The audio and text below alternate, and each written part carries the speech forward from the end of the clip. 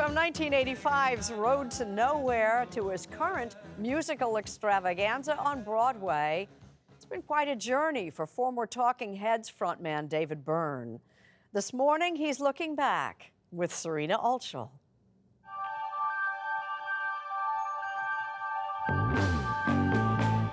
Take in David Byrne's critically acclaimed show on Broadway. You may ask yourself, well, where is that large automobile? And you might ask yourself, how did David Byrne get here? You may say to yourself, my God, what have I done? Many days gone by. We're going to take you on a whole journey that's not just a bunch of songs and you're going to have a party, but it is actually you're going to be at a different place emotionally and intellectually or whatever by the end. The show, American Utopia, takes its name from Byrne's last album, for which he developed an innovative and unusual stage show, drawing on more than 4 decades of making music. And while much of the music is familiar, it's clear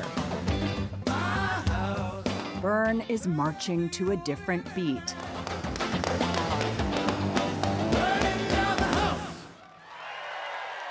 The show begins with Byrne contemplating how a child's mind develops. Babies' brains have hundreds of millions more neural connections than we do as adults. Byrne told us why as he prepared to take the stage. They come with all the vocal sounds. They try them all out. Let me see what my mouth can do. And then gradually they realize, oh, these are the ones that Mom and Dad used to talk to one another. And if you're wondering, well, David Byrne is now a granddad. Byrne's only daughter, Malou Byrne, gave birth to a son in 2018. So he must be the great joy of your life these days. He's a lot of fun. How's this doing? How are we doing? It looks good. You look clean. No nicks. David Byrne himself immigrated to the U.S. at the age of 8 with his Scottish parents. I felt like a little bit of an outsider, but I realized that the world was made up of people that were different, but we're all here. Music helped a young David Byrne find his voice.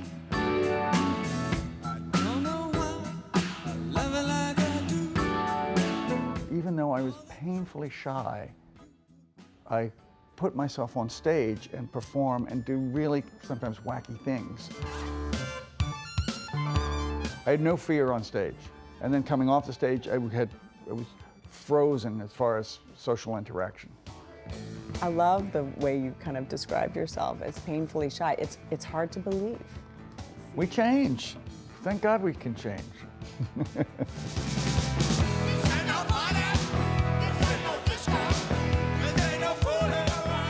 Byrne wanted to become a visual artist, but fell into playing music with college friends Tina Weymouth and Chris France. That band would become the Talking Heads. But almost from the beginning, the band fought over songwriting credit and creative control. If you could kind of time machine back to the 70s and your early days, what would you say to yourself? Don't worry, David Byrne, it's going to be okay. You don't have to panic. Do you feel you were more controlling back then? Oh, absolutely. Can't sleep, bed's on fire. Don't touch me, I'm a real live wire. You're really tight. You're friends and you're making a living together and all that. It's really high pressure. In certain ways, it's just never going to last.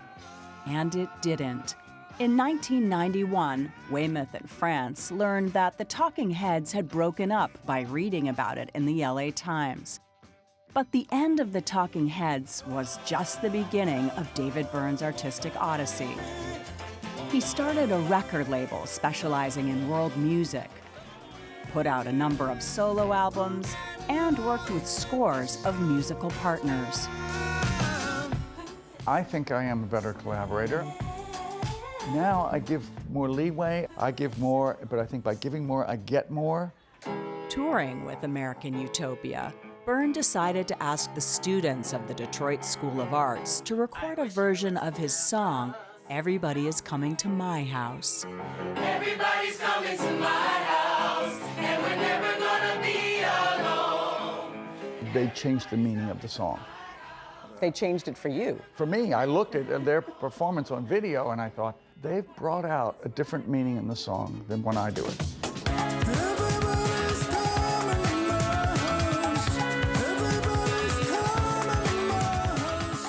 When I do it, it seems about a person not quite sure if they want everybody coming over to their house. But on their version, it's like, yes, come on over. And we're never gonna go back home. I kind of liked their version better. We have a lot of people from different parts of the world in this band. I myself am a naturalized citizen from Scotland. That happened in 2012, after an unlikely run-in at the voting booth. Why do it in 2012? Because I was busted. I firmly believed that green card holders could vote in elections as long as they didn't vote for president. And I did it. Turns out. I did it for many years. See, they were right. There's a lot of voter fraud. One city, sometimes in one location. Byrne is passionate about being a good citizen of the world, but like many, has struggled with current events. We have possibility. We can do things. Anyway. So he created an online forum to highlight the ways the world is working. The project is called Reasons to Be Cheerful.